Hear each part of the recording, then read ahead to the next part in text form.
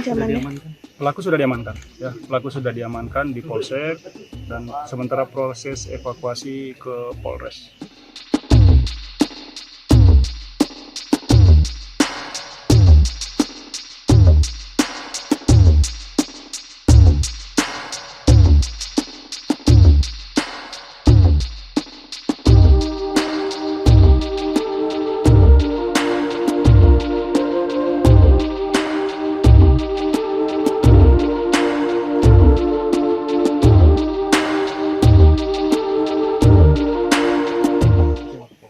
Ya, jadi kejadiannya kurang lebih pukul 07.30 di TKP-nya di sini di belakang kita, dan petugas kami khususnya Polsek Ranca mendapatkan laporan dari masyarakat terkait dengan peristiwa tersebut.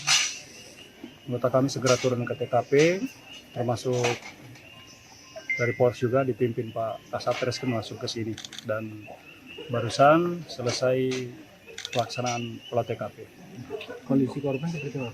Ya, jadi kondisi korban meninggal dunia termutilasi beberapa bagian. Pelakunya diduga suami korban sendiri. Ada motif apa gitu kan? Ya, untuk motifnya kita tentunya harus melakukan pendalaman lebih dahulu. Ya, nanti proses penyidikannya akan berkembang. Rencana korban gimana?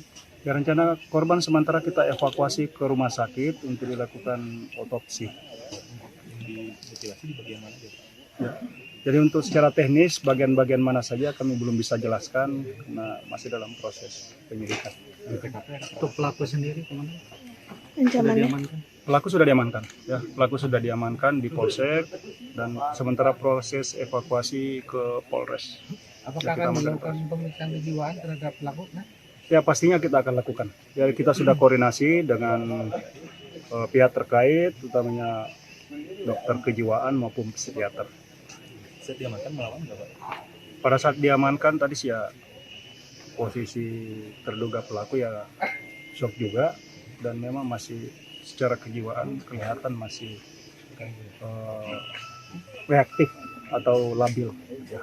Ada beberapa barang bukti dan Ya, yang kita amankan tentunya pisau yang dipakai untuk melakukan mutilasi, kemudian ada beberapa tambahan alat yang digunakan pada saat proses pembunuhan berlangsung.